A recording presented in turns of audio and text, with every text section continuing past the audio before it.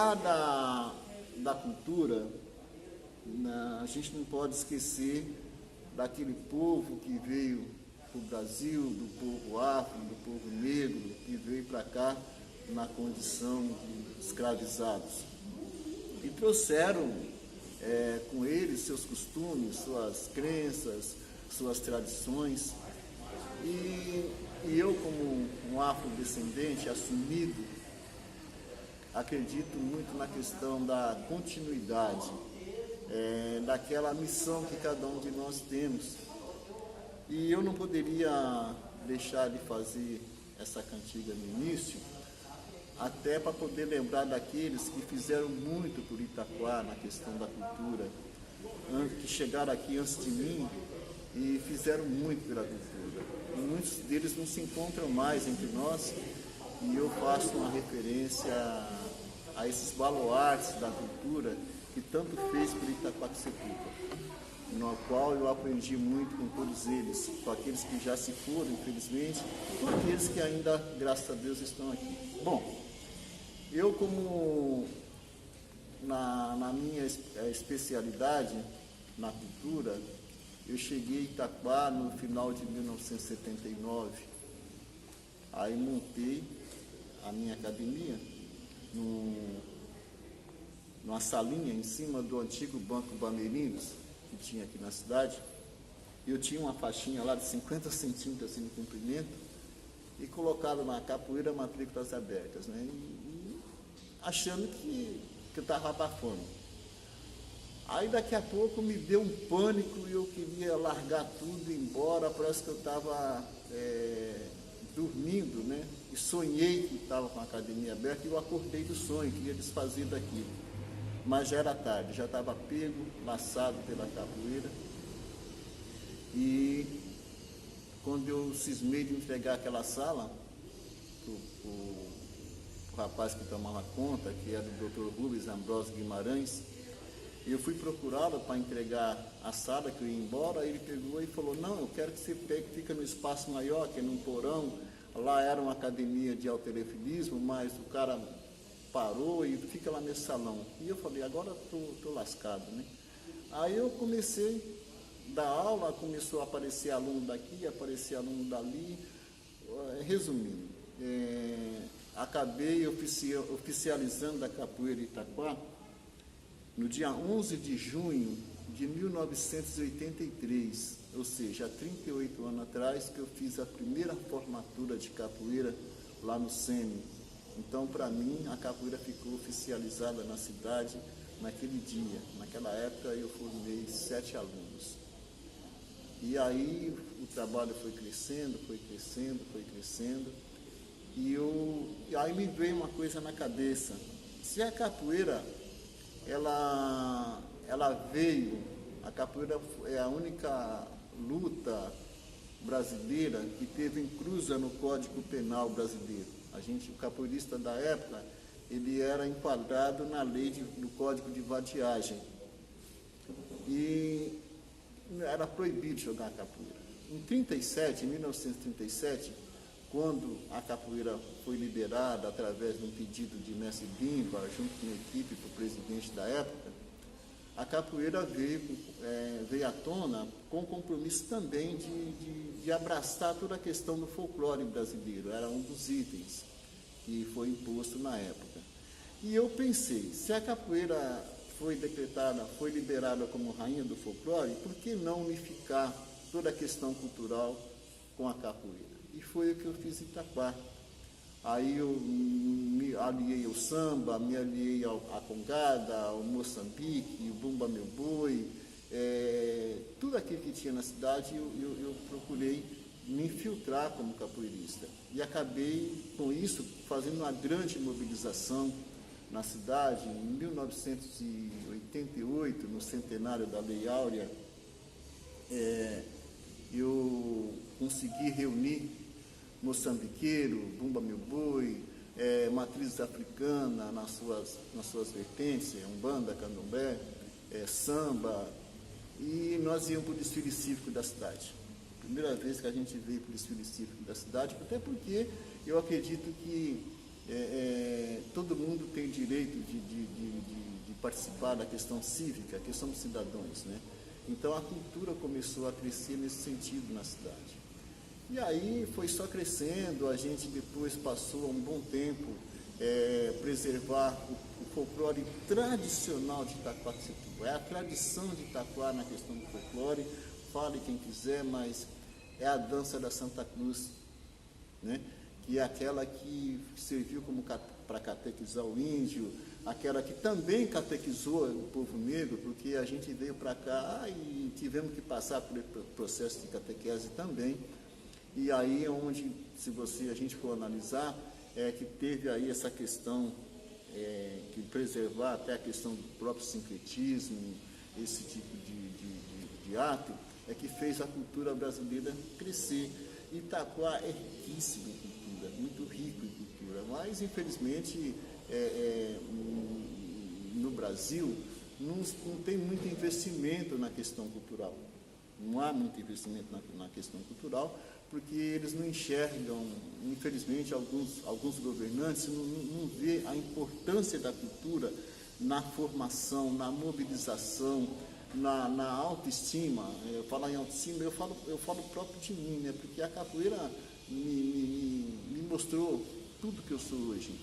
E meus pais não me disseram que a cor da minha pele seria empecilho, que eu ia ter dificuldade nisso, naquilo. Não, eu cresci sem saber, porque não foi passado para mim. A capoeira me ensinou tudo isso. E a minha autoestima ser lá em cima. Eu sou um cidadão negro, mas eu não sou diferente de ninguém. Não sou diferente de ninguém. Eu sou filho do mesmo Deus, eu respiro o mesmo ar que o não negro respira, que o pobre respira, que o rico respira. O ar é um só para todo mundo. Do pouco da capoeira que meu mestre me ensinou, o pouco que eu aprendi, ele me ensinou muito, o pouco que eu aprendi da capoeira com meu mestre, que graças a Deus está vivo, que é o mestre Pinguim, ele me ensinou a capoeira. E a capoeira, ela veio fazer parte de mim, ela veio ser o meu próprio eu. Eu não vivo sem capoeira. Eu sem capoeira sou um peixe fora d'água. E a capoeira me deu essa visão de unificar os segmentos de cultura, tudo junto, porque nós estamos no mesmo barco. Aí a gente teve, numa oportunidade de Itaquá, de participar do festejo como eu falei, da Santa Cruz, na festa de São Benedito, também que tem na cidade. A gente fazia a missa de São Benedito, uma missa afro, a missa da consciência negra, a missa na reflexão do 13 de maio, tudo isso a gente criou, junto com outras pessoas, criamos na cidade. Em parceria com a Pastoral Afro, que atuava muito na cidade, a gente conseguiu ir tocar na Basílica de Aparecida numa missa afro, a gente conseguiu fazer várias coisas, criar o concurso Beleza Negra, que foi inclusive a vencedora, a primeira princesa negra eleita em Itaquá foi a Sandra de Fátima Galdino, filha da saudosa Pelé, e foi eleita no primeiro Beleza Negra que foi feito nessa cidade, que a gente fez com muito orgulho.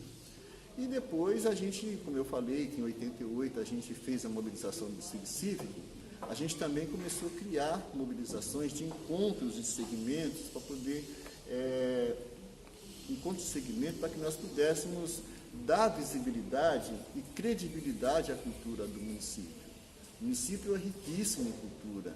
Eu costumo dizer que o progresso passa por Itaquá e a cultura também passa por Itaquá, mas ficou muita coisa da cultura Itaquá que, infelizmente, hoje a gente, com esse processo de pandemia, ficou muito mais difícil. O artista está passando por dificuldade, o artesão, o capoeirista, o músico, o cara que faz teatro, todo mundo está passando por um momento muito delicado. Mas eu acredito ainda que Deus vai permitir que a gente passe por essa pandemia, que a gente consiga aí continuar a luta no resgate. Eu costumo dizer, a palavra resgate é muito forte, mas é o que tem que ser dito, resgatar a cultura popular, a cultura brasileira, é muito importante porque é um instrumento que forma o cidadão, que educa o cidadão, que faz com que ele respeite as diferenças. Investir na cultura é você investir num projeto de respeitar as diferenças, é de você, principalmente a criança, você conseguir passar para a criança a arte, seja da capoeira, seja da música, seja do balé, seja do teatro, não importa. A criança precisa se interagir com a cultura, porque ela vai encontrar o seu próprio eu, ela vai conseguir diferenciar uma coisa da outra, respeitar respeitar o outro, respeitar a cultura de um, a cultura do outro. Isso, a capoeira, ela tem esse compromisso de formar o cidadão, porque ela desenvolve a mente, desenvolve o corpo. E a mente, ela estando desenvolvida, ela, para o lado positivo, principalmente, o cidadão é outro. Se investir hoje na questão da cultura, da educação cultural, você vai punir menos o adulto amanhã. Isso é real. Então, precisa desse olhar, precisa que os governantes tenham esse olhar voltado para essa questão da preservação da cultura, do ensino da cultura, principalmente na escola. Que ali é que a criança está começando a se formar e ela começa a entender. É porque, de repente, eu como capoeirista, já cheguei em vários lugares, Itaquá mesmo, uma vez uma menina entrou na frente do meu carro e acabei atropelando a menina, ela se jogou na frente do carro, na verdade. Aí eu fui para a delegacia, né, fui socorrer a vítima, fui para a delegacia. Aí quando cheguei lá, o rapaz lá, não sei se é escrivão, o que era, perguntou a mim assim, qual é o seu nome? Eu digo, falei meu nome, Joaquim Sebastião da Silva.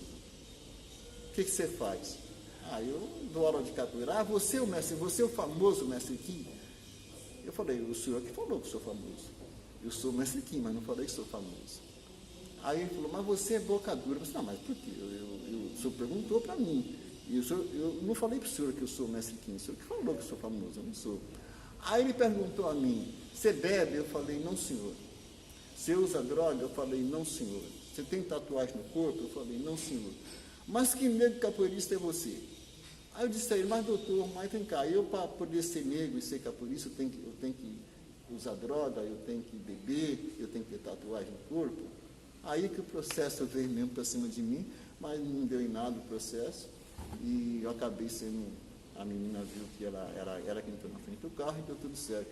Mas se eu não tivesse sido preparado, primeiro por Deus e pela capoeira, eu teria agido de outra forma. Por isso que eu falo da importância da desenvolver a mente, desenvolver o corpo, e porque a gente vive, infelizmente, em um país que o artista é visto, muita gente fala que a gente que é artista é vagabundo, não quer trabalhar, o cara que é capoeirista não quer trabalhar, o cara que ensina a tocar violão não quer trabalhar, mas é arte, o cara vive da arte, o cara nasceu para fazer arte, nasceu para contribuir na formação do cidadão, interagindo ele com a cultura. Então, eu costumo dizer que Itaquá é meu tudo, né? Itaquá é quem me projetou. Cheguei em Itaquá, a primeira vez que eu vim para Itaquá, eu não vim como capoeirista, eu vim trabalhar numa indústria. Eu trabalhei numa indústria em 77, mais ou menos, trabalhei na indústria Itaquá, que era a indústria chamada Chapina, que fazia peça de bicicleta, fazia arma. E eu rebarbava a peça, trabalhava na rebarbação, comendo pó. Mas eu já tinha o curso de torneiro mecânico.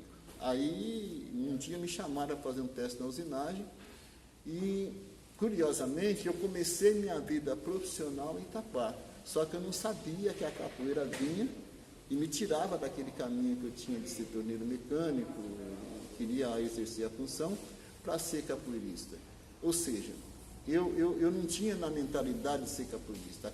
A capoeira me escolheu, a capoeira me quis para ela, a capoeira me quis para ela e me tornou o mestre Kim, que é um nome fictício, é o nome de guerra na capoeira, mestre Kim.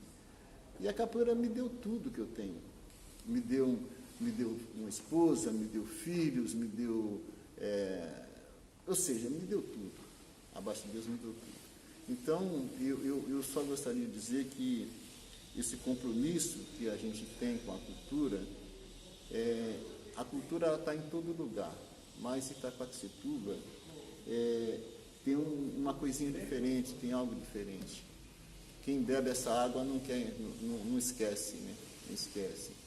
E eu tenho comigo que eu quero devolver para Itaquaquecetuba um pouquinho do muito que ela fez para mim. E espero que Deus me dê tempo para fazer isso, né? Porque a cultura, gente, é a base de formação de um povo.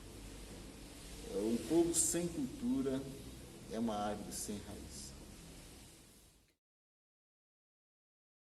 Aproveita, se apresenta que você não se Eu apresentou. ia falar isso. Aí agora no final você fala, sou mestre Kim e tal, e a gente Joaquim usa. Sebastião Silva, mas você vou colocar com você. Então, como eu disse, a capoeira, ela te batiza com outro nome, né? Então, o meu nome de batismo, que meu pai e minha mãe me deram no cartório, é Joaquim Sebastião da Silva, né? Sou pai de, deixa eu contar aqui, sou pai de 1, 2, 3, sou pai de 4 filhos, né? Sou avô de 1, 2, 3 netos, né? E no mundo da capoeira, eu me chamo Mestre Kim, o apelido que pegou, e hoje, graças a Deus, é o que me move. A capoeira me deu isso. A capoeira, meu pai e minha mãe me deu o nome Joaquim Sebastião da Silva, e a capoeira falou, não, eu quero você com o Mestre Kim, né? Kim de Joaquim. Então ficou ali a vontade dos meus pais e a vontade da capoeira.